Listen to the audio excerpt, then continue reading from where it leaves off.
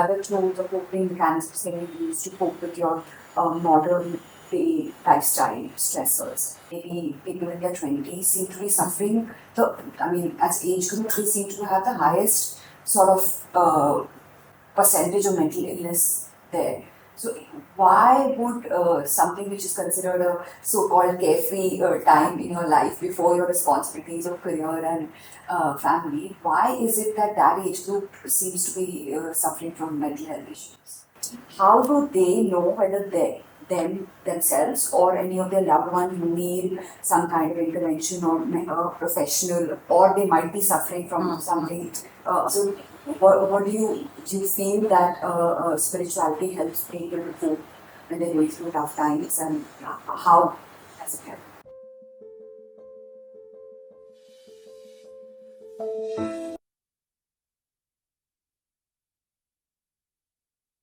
Hi, Minu. Hi Sampada, so good to be here. Yeah, I'm so happy you agreed to be here, and I'm very excited, and I have a whole bunch of questions. For you. Yes, I would try to address as maximum as possible, all of them. Thank you. Thank you. Yeah, fine.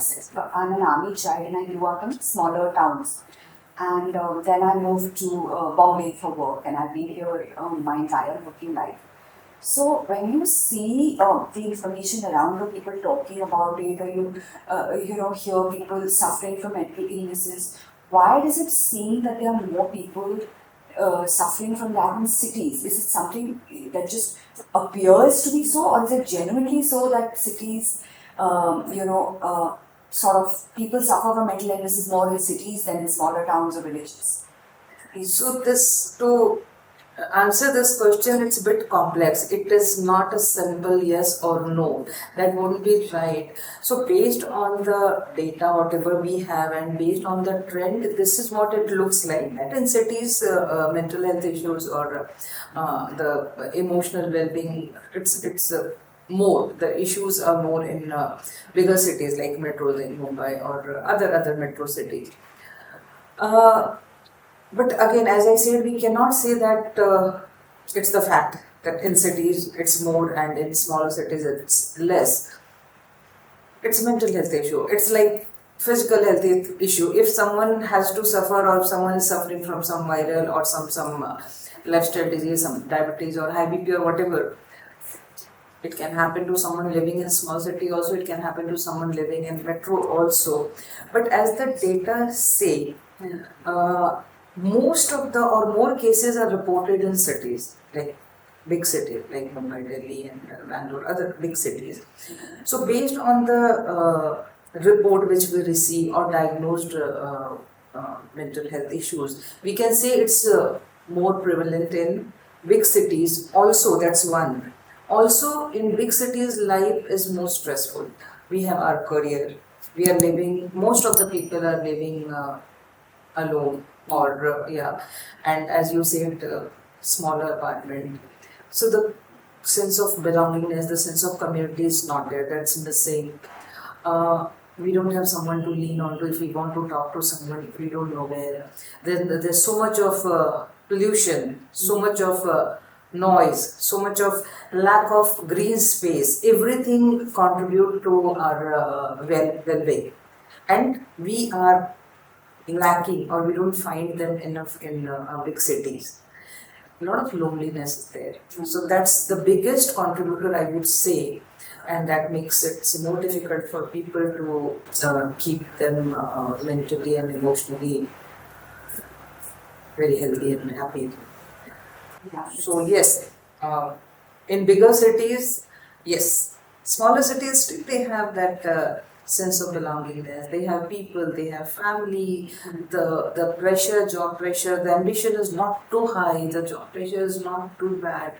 So still life is better. We live in apartments where I may not even talk to my neighbors. I might be living there for 10 years, but I'm not going on hi, how are you with the neighbors. That's true, yeah.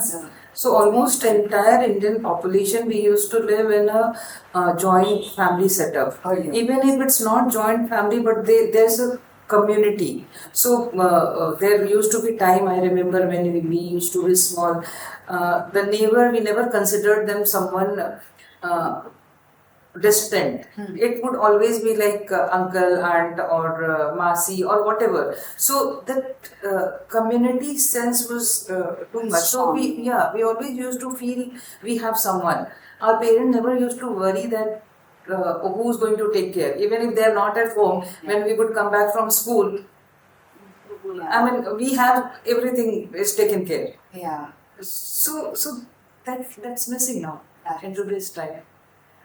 And we are not used to, it's not that we are used to having that kind of lifestyle. As a population, Indian population, especially Indian population, we are not used to living in isolation. We have always lived in that joint family or community kind of setup. So this is something new for us also. So we have not reached to the level where we have completely adapted to this, which is still developing the lifestyle where we are completely fine living with ourselves and in isolation. Yeah. It's a transition period, it's happening right now. And yes, it's creating, so change is always a little bit difficult. So there has to be friction. So right now we are going through that. So this side or that side. So we are one of the fastest developing economies, and I think half of the fact that our lives are so different and they were exactly 10 years ago, Yes. is one. Before we get there, Yes. there's a fact that, I read something online, I don't know how accurate it is. It spoke about the fact that younger people, teenagers, and maybe people in their 20s seem to be suffering as age group, they seem to have the highest sort of percentage of mental illness there. So why would something which is considered a so-called carefree time in your life before your responsibilities of career and family, why is it that that age group seems to be suffering from mental health issues? Yeah, as you mentioned, you said one word, carefree. Supposed to be. Supposed to be, yes. It was true probably in our time. Yeah. We really had that, we can say that, we were fortunate to have that carefree phase of that life. But it's not anymore the same. Also, I will take from what we were talking earlier, the transition phase, the change which is happening. So, for the younger generation, there are many factors why we see that the mental health issues are higher in younger generation. I was shocked to see it. I was like, really, why?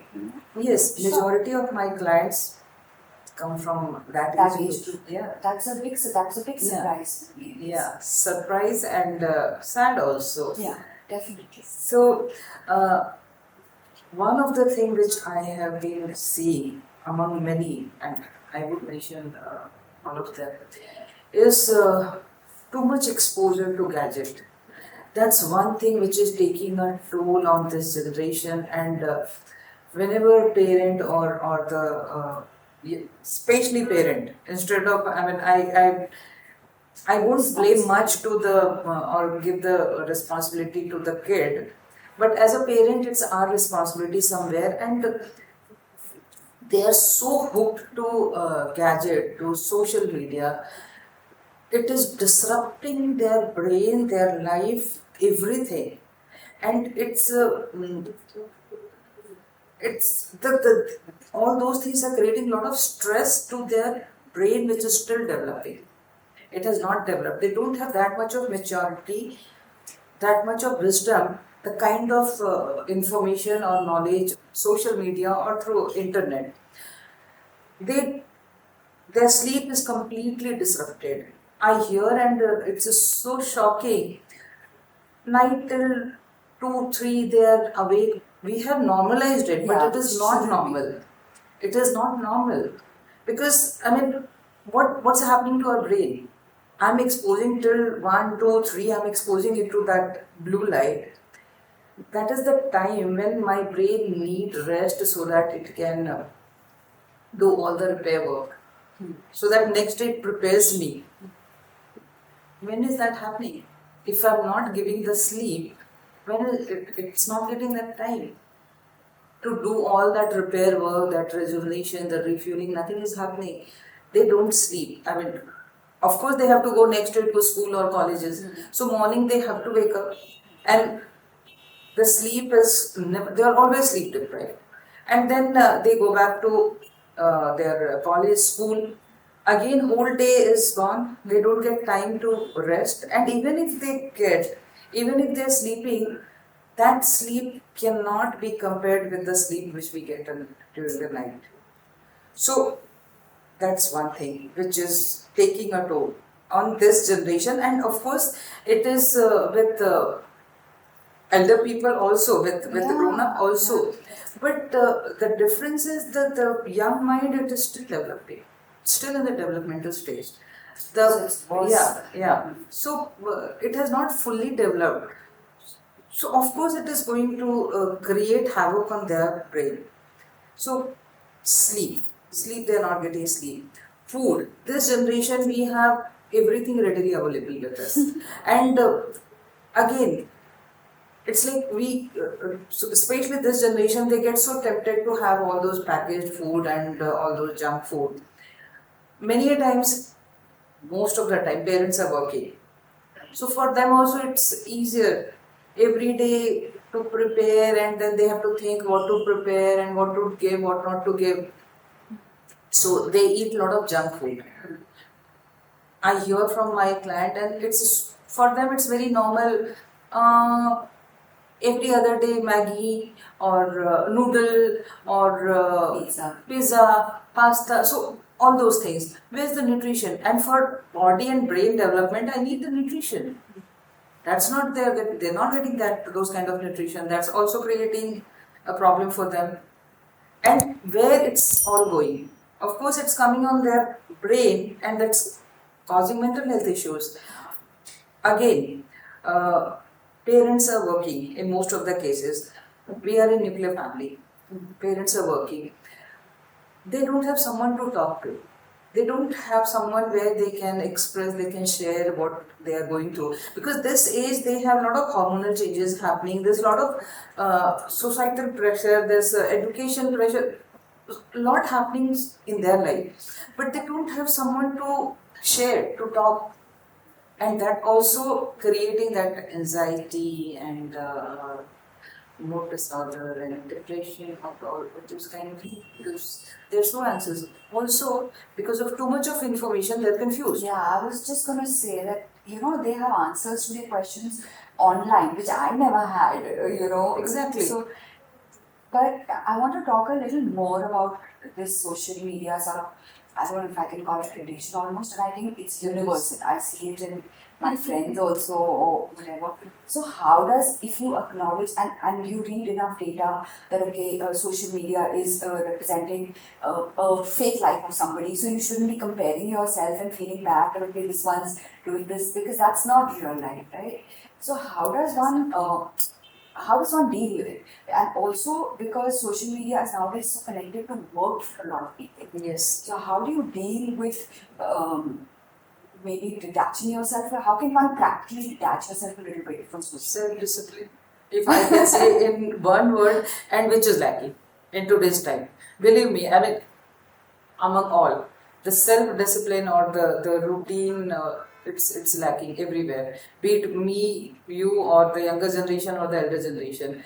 I mean, even with very mature or grown-up people or mid in their 50s and all, I wonder that even they are not following that basic discipline or lifestyle. So how to see? We have made social media, it's like a evil.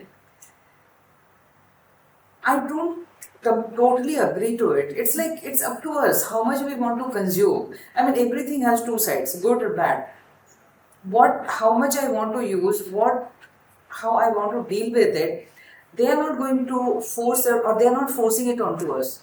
It's in our hand how much I want to use, what I want to expose myself to, what I don't want to. So that's why I said self-control, which we need to learn. Also, we all have to understand and learn, maybe for younger generation, it's more important how much time I am online. Certain things I would share maybe from what we follow. So one thing in my phone, I have put that limit, screen time limit, 10 p.m. So by 10, my phone gives me the message, it's a sleep time, so everything goes on sleep mode. So my social media, everything goes in that mode. So for a while, I can't use it. And of course, after that, if I want to use, it's my, I mean, I can. But at least, yeah. Every day it's coming in front of me, it's giving me a reminder, then I become mindful, okay, it's time is up. So then I just keep it aside. Second, certain rules which we follow as a family, in even I have a teenager daughter. So no phone on the dining table. That's a rule which we follow. And in fact, I tell all my clients that these are very basic things which we all can, and everything matters. So no phone on the dining table, at least 3 times if we are eating. So at least that much time we are protecting them from the damage. Yeah. Also, no gadget. So our rooms are gadget free. No gadget would go into the bedroom. Especially for my daughter, it's like no gadget. Her room is completely gadget free. So what we do, one is like complete no on the dining table. That's amazing. Your daughter doesn't complain because she's a So but from day one, so that's another thing. It's a very good point which you brought, that she doesn't complain. The kids who complain Kids, they do, and parents come to me and they say that kids don't listen. So kids don't listen if you try to preach them something. They would follow what you do. They follow, you have to lead by example, you cannot preach them. And I always tell parents that you tell them not to do something, but if you are doing, you tell them don't be on the phone, but you are continuously on the phone. I mean, of course they would come back and say, you are asking me not, but you are doing the same thing. So I start first. I tell my husband, and then we go to her and say, so after 10, we don't use phone. Morning when I wake up, I delay it to the maximum. So first 1 hour, because I'm early riser, so I wake up, then I study and I do certain meditation and exercise, everything. So for 1 to 2 hours, on an average, for 2 hours I don't use in the morning, first thing in the morning. So I tell my daughter, don't do that. So she understands. She understands why I'm saying. And I also tell her the reason. I don't push her or I don't force her to do certain things. I tell her why. I give her all the reasons. So she followed that discipline and she does it happily. Because she's seeing you guys. Yeah, and she understands what's the reason. So kids, they also understand if you give them the reason. If you try to, as because I'm saying you have to do, that time is gone. Yeah. Sorry, I mean, our parents did that, or humne sun liya. Not this generation. So you give them logic, they would understand. But you have to give them proper logic. So these are the things, and that actually help them. Really, it's very helpful. So I tell all the parents, do certain things. They say junk food, or how to safeguard them from. So I simply ask them, why do you have to keep so much of junk food at home? I mean, the accessibility is there, so they would have it. You can't stop that. If you don't want to have them, don't keep it. It's also Delete, instant gratification. So we are so used to, and the time is like this, that we want instant gratification for everything. Abhi ke bhi chahiye. Be it information, be it phone, be it food, be it whatever. So we need to teach them how to delay the gratification. Didn't our parents do the same? हमने कभी उनसे मांगा तो अभी नहीं, कभी मिलेगा. It would never be कि okay अभी मांगा तो अभी कभी मिलेगा. So we blame our kids, but they are not to be blamed. somewhere we have responsibility basically. Yeah, somewhere we are doing. There's this really interesting thing that I observed about me. Okay, so I went for Vipassana, which is 10 days. Yeah. And obviously no phones are allowed. And first I feel panicky that, oh my god, like 10 days without a phone. Yeah, but I realized that my energies and my focus and my thought came back to things which were important for me. So I ended up spending those 10 days, you thought about, okay, your life, your relationships, your career, you thought of the things that matter to you actually. instead of thinking about some cool dream you saw or some cool holiday thing or some outfit that you saw See online, the difference? my energies actually came back to me, my focus came back again. I could internalize myself. So, I mean, That's totally what you're saying is right. So whatever we expose ourselves, that keeps going on in our head. Yes. And we can, as you rightly said, you have experienced, you have observed it. Yeah. If all the time if I'm seeing certain reels or certain memes or certain whatever, that's running all the time. Yeah, so you're wasting your that's brain, thinking of something else which is not really important. You should be thinking of things which are important. Also, another thing which is creating this problem on how we can safeguard, we have stopped taking kids, or for ourselves also we have stopped going out in the nature. Yeah. So most of the time we will go to the mall. I mean, पहली बात तो कि now nobody wants to go out. It's like घर में बैठो, order करो, because it's so easy ना. Be on your phone, be in front of the TV. बाहर भी गए, we'll go to the mall. Where else? Exposure भी, opportunities are also going down. But still, it's important that whenever there is a holiday or there is a vacation or this time, we should, for us as well as for kids, it's important that we should go back to nature. Nature is the biggest teacher. We learn so much, they teach us so much, and also it changes our brain. It revives. Like in what way? Like so it's so much of greenery that itself is so positive. When you see it, when you look at the sky, the plant, the trees, the butterflies, the animal, your thoughts start changing.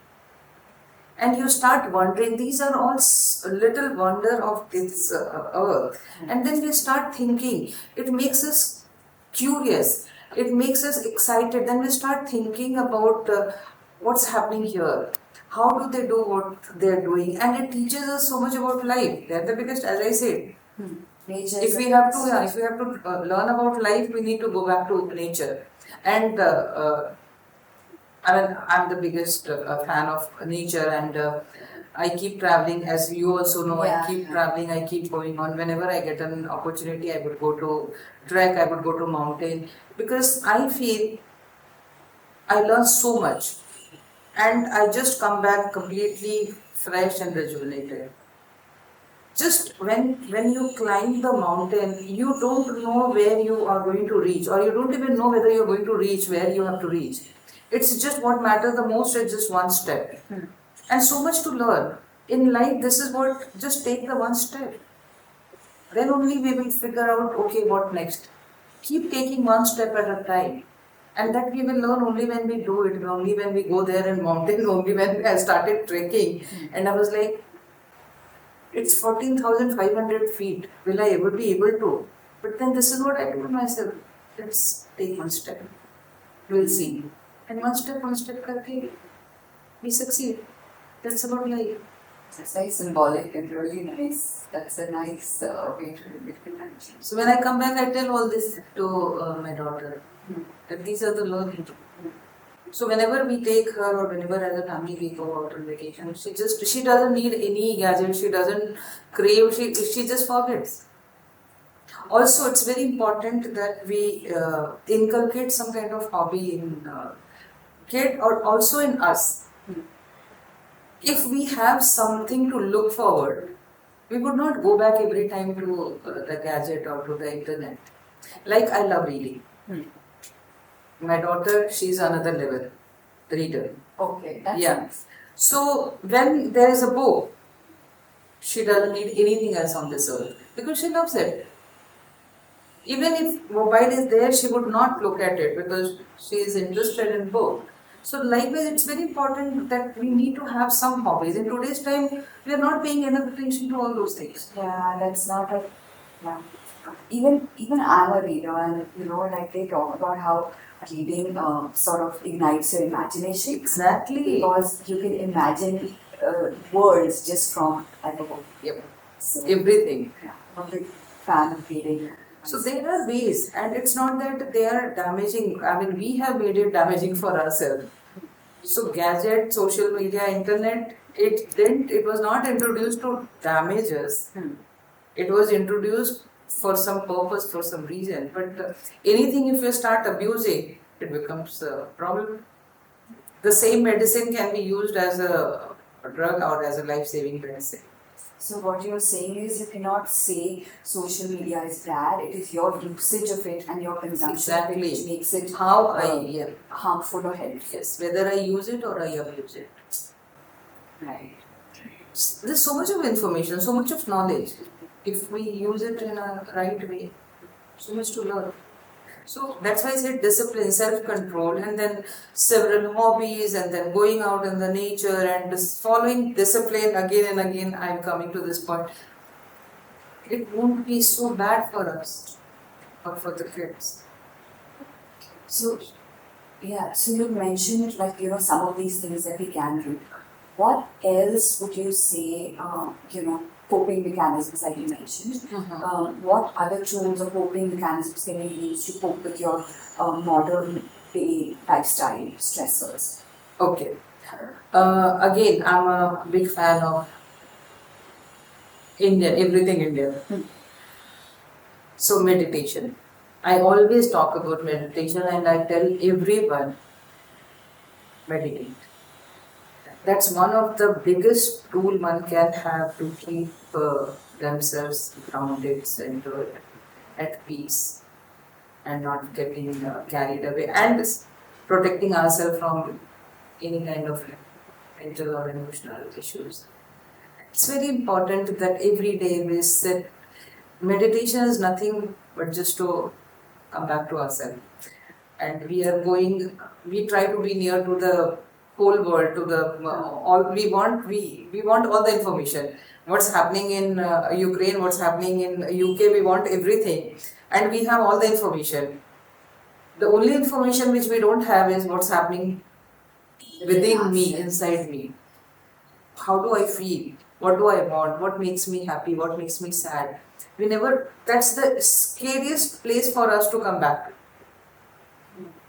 Only if we start doing that, only if we learn to come back to ourselves, which happens through meditation, which happens through spending time in nature, which happens through introspection every day. Okay, so that's something I wanted to ask you. Now, a lot of people think meditation is something really heavy, right? Yeah. So, let's say if there's a 25-year-old watching this, what can be meditation? Like you just explained, it could even be sitting in nature. Yeah. So just say what is a simple meditation, or what can be a simple way that is also called meditation. Not like No, so I don't believe, because I myself won't be able to do so. Meditation, the word, I don't know why it has become like the moment youngster, if you say meditation, they're like, wo mujhse nahi hoga. I cannot do that. There is nothing to do here, actually. It's just to be. So first we have to remove that कि हमें कुछ करना है. We just have to be.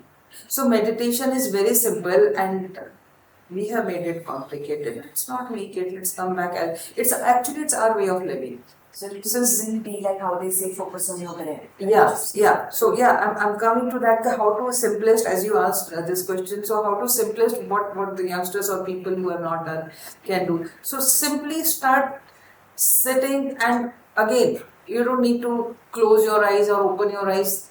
I mean, no need to follow any rule or technicality. Don't make it so technical.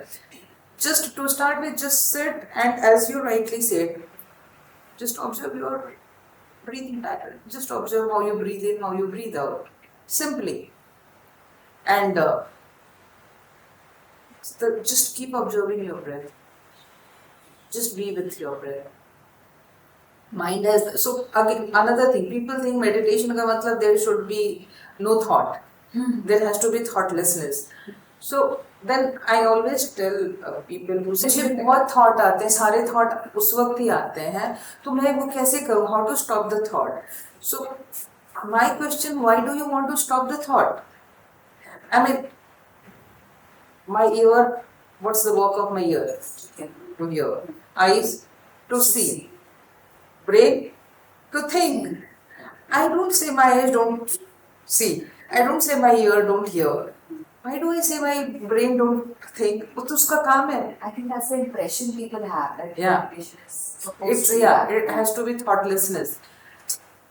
There is a stage when it comes, but we are not targeting or we are not going to or nirman pe bhi nahi pahunche. Let's just first try to be a better human being or try to come back to ourselves. Then we will try to reach somewhere else. So it's okay. दिमाग का काम है सोचना. Let it think. Your work is just to come back every time to your breath. Just observe your breathing. Every time, the moment you feel that, oh, now my brain is going all over the place, bring it back. Bring it back. How am I breathing? Breathe in, breathe out. That's it. To start with, even if you're sitting for 2 minutes, 5 minutes, that's fine. Or at times you just go out in the nature, just try to listen to the chirping of the bird, the water, the flowing water, rustling of leaves. That's also all part of meditation. Also, whole world nowadays are talking about mindfulness, and it's becoming a big word, and case studies, and so many. It has become so commercial thing. But mindfulness is again our way of living, normal way of living. Our parents, our grandparents, they always used to tell us, pay attention whatever you're doing. Where is your dhyan? They would always say, pay attention. That's mindfulness. Just be what you're doing, just be with that. Just be one with whatever you're right now we're talking. So we are aware what we're talking. That's mindfulness. I'm talking, but if I'm not aware and if you're not listening, you're somewhere else, then that's being not mindful. Mindfulness is just being present mentally. Just At where you're supposed to be present. Exactly. And that's another a big support when we talk about how to keep our mental health in place, take care of our emotional well-being. So, as I say, meditation, and every day we must meditate. Every day, the best time to meditate is morning when you wake up, or before you retire. 1 minute, 2 minutes, 5 minutes, whatever time you can. Do that and try to be mindful the whole day, whatever you're doing. Even if you're brushing your teeth, try to be mindful. What are you doing? So, also taking care of physical health, very important. Exercise. Now everything, either we go to the extreme or we don't do it all. So, again, exercise, yoga, that has been our way of living. We have always been so physically active. हमारा तो वो जीने का तरीका है. So just do whatever activity one can do, be it walking, be it just a little bit of stretching, running, jogging, whatever one like, or household chores. The purpose is to be active. Because when my body is active, again the proper blood circulation is happening. My brain is receiving that oxygen. Then we won't have a mental health problem because there is enough oxygen. So it is not. So anxiety happens many a times. So people feel anxious, highly anxious, when there is no enough oxygen to the brain. Or that brings me to another point, that how do we breathe? That makes a lot of difference in our mental health. Most of the people, almost all of us in today's time, we don't breathe properly. We breathe half. We don't, only when a baby is born, we are born perfect actually. But while growing up, everything, we get all the imperfections. We mess up, with our system, with everything. No, this breathing thing resonates with me, but that's also because we live in such polluted cities. So by default, we are like, where will we go out and breathe in traffic? So So, but half breathing, how it is helping us. It's not. And we don't need to go anywhere. It's a part of meditation, or maybe every day if I'm just sitting for some time and I'm paying attention to my breathing. It's very important to breathe properly. And we breathe through our chest till here. That's half breathing. We have to breathe, there's something called diaphragmatic breathing. So we have to breathe till our diaphragm.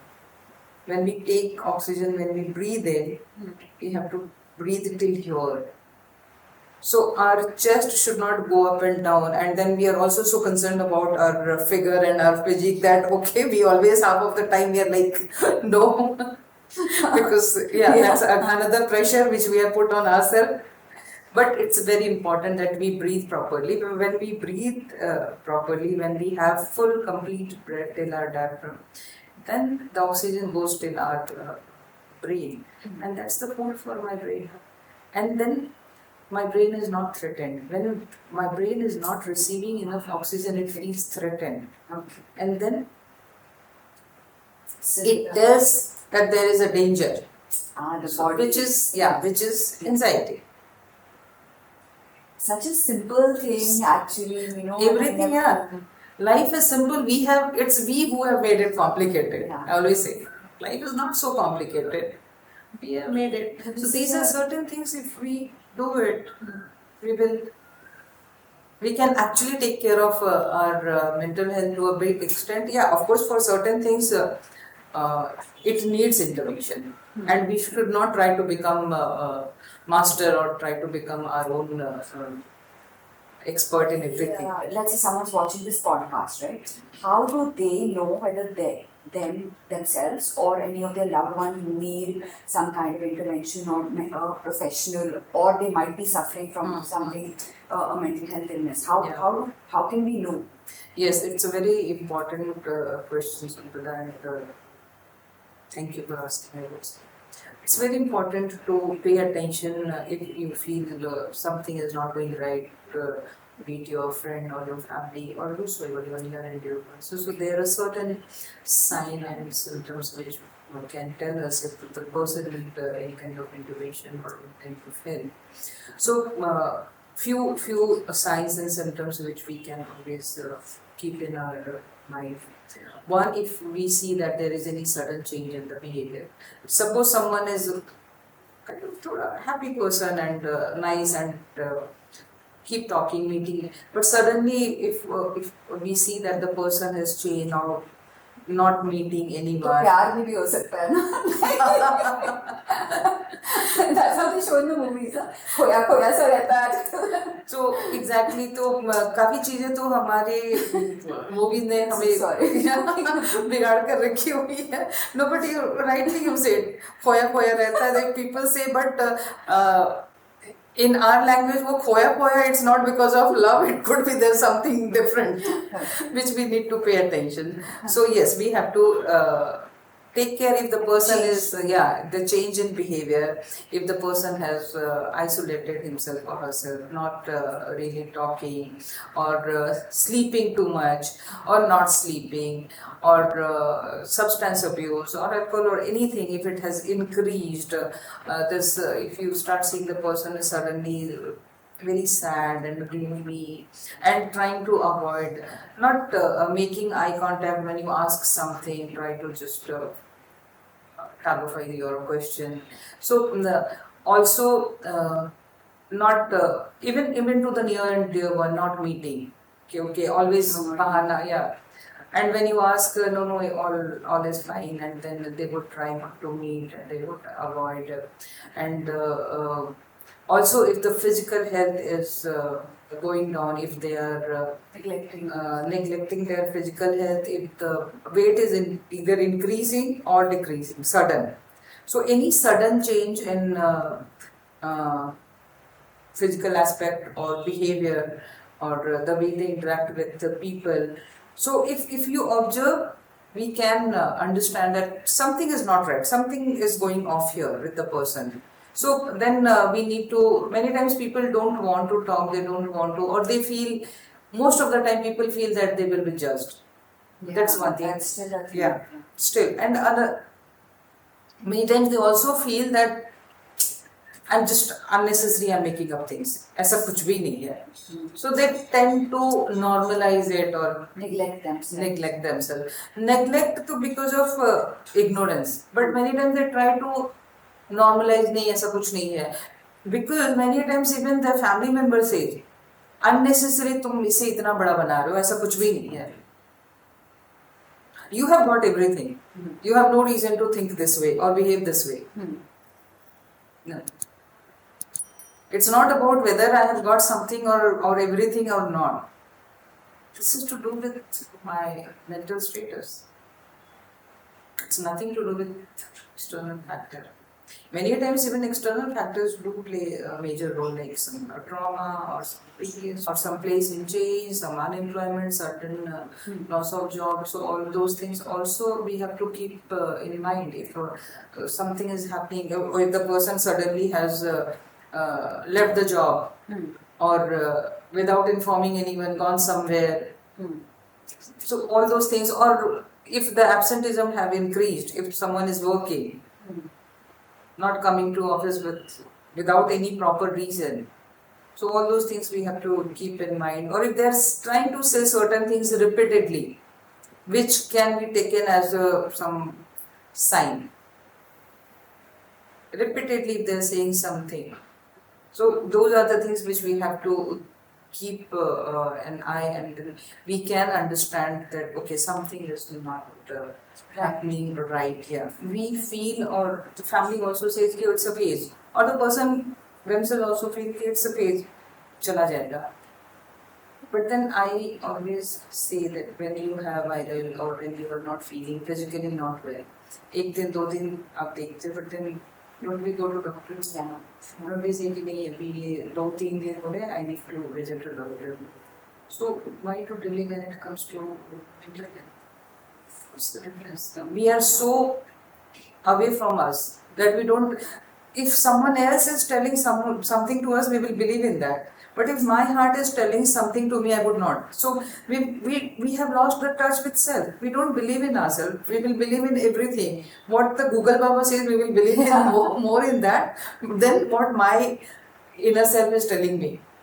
So many times people say कि आजकल मैं बहुत भूलने लग गया हूँ. But if there is something consistently, if suddenly you have started forgetting, so there is some cognitive impairment happening here. It means there is some kind of stress. That suddenly I've started forgetting everything. There's some kind of irrational fear. Without any reason, I just started getting fearful. Unnecessary thoughts start going to the extreme negative extreme. So then these are not makes sense. So then we have to go deeper and try to understand. At least ask question to self, what is happening, from where it's coming, is there something, some stress, some fear, some anxiety. So at least go one step further, just don't shut the door, that's what I say. So if these are the things, if we take care. So first self and then people around. If they are seeing something, some changes, person is showing any of these things, then we need to talk to that person. We need to tell the person it's okay. Seek a help. Physical and mental health. Yes, both equally important because both are interconnected. It's very important. It's surprising, I know you for so many years, but I did not know you're a fellow of Indian philosophy and wisdom. I did not know that. I came to know when we scheduled this. And I'm also asking from my personal experience because my spiritual beliefs helped me during my tough times. So, what do you feel that spirituality helps people to cope when they're going through tough times, and how does it help? Yes, it does help in a big way. This is, I believe, and not only I believe, this is the fact also. Again, as sometime back we were talking, our original way of living, Indian way of living is so beautiful that spirituality, again, there was a time it was not something which was that we needed to work on or we needed to bring in. Already ingrained, It was already there. While growing up years, we grew up with that. Now we have just forgotten that in time it got lost. So that's why I think it's high time we need to come back to spirituality, to ourselves, because it does help. It does help to take care of our emotional well-being and mental health. And yes, so I have been interested in Indian philosophy and Indian wisdom, so I read a lot about. I read Bhagavad Gita, but so I try to read different versions. There's Bhagavad Gita. There's many versions of Bhagavad Gita. So I say the biggest book of psychology is Bhagavad Gita. If one can read it and one can actually live by it, it's done, it's sorted. So this biggest thing I would say, and why only Bhagavad Gita? Whatever path one follows, they have spirituality there to follow. And moreover, Bhagavad Gita is not about religion. It's a philosophy of life. It's a book of life. As I say, it's a biggest book of psychology. So certain things, if we follow in our day-to-day life, it does help in taking care of our mental health. As a therapist, it's not that we are immune, we also need to take care of our mental health. So for me, if I talk about myself, spirituality is something which helps me. So I try to read a lot of Indian philosophy, book about read initially all Bhagavad Gita or so many Indian philosopher. Then again, as I mentioned something that meditation, it does help. Understanding our philosophy has spoken a lot about karma. Do your duty. So if we continue doing our duty with devotion and with clarity, we won't have so many issues or so many questions. What's happening in today's time, we question everything. कि मैं ये क्यों करूँ, मुझे ये क्यों करना है, or whatever duty, we question, be it duty towards our parents or duty towards the society. हम question करते हैं, and we also want to see what is in for me here, for everything. So it has become so materialistic. So when we talk about spirituality, it's like not everything can be connected to materialistic thing or external thing. Something we do because it is needed to do, because this is the way human beings are supposed to live. It's like this is how we evolve. This is how. So we are not born just to grow in years and then age and then one day we go. So every day we need to become a better version of ourselves. We need to evolve as a better human being, and how that will happen? That happens through spirituality. Like when I'm doing my duty, doing my karma, and I'm understanding that how important it is to live as a community, to be aligned with the nature, because if I am aligned with nature, I would not, I would safeguard myself from so many damage, I would safeguard society from so many damage. Also, if I follow certain lifestyle, which is Satvik lifestyle, which we call, not abusing myself, my right, not abusing other people, not abusing their rights. So let live. Be in harmony with self, be in harmony with society, be in harmony with the nature. Thoughts are very important. Many times we do, I've heard people कि okay, वो इतना charity करता है. It's not about how much charity or do. It starts from what do I think throughout the day. There are million of thoughts which we tend to think throughout the day. What kind of thought do I think? That's very important. If my thoughts are sattvic, if I can take care, if I can control my thoughts, I can control my environment, my internal environment, my external environment, and I can take care of my mental health in a big way. Because thoughts are creating that disharmony. So cleaning की बहुत ज़रूरत होती है. And we keep burdening ourselves, but हम cleaning नहीं करते हैं. Every day we are not even aware what kind of thought I'm thinking, how do I talk to people, how do I behave. Many times we talk very rudely or not in a nice way to someone, and then afterwards we keep thinking, अरे मैंने उसे ऐसा बोल दिया, and then we feel guilty about it. One of the biggest problem I see today's time, people live with so much of guilt. Why to reach to that level?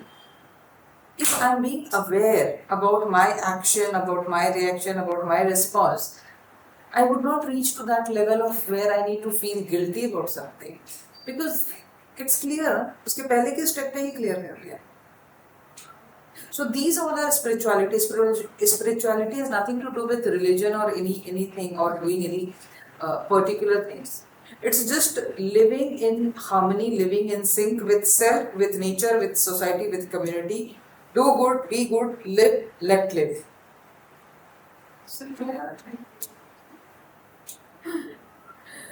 That's like the perfect ending, Minu. I have nothing to say after this. Like a perfect ending. That's what we all need to do. Yeah. Thank you so much for being here. I hope this episode would help, even if it is able to help one person. I think. I think it was very helpful. I learned a lot, and I think people watching would also learn a lot. I have no doubt about that. So, thank you. Thank you. Thank you.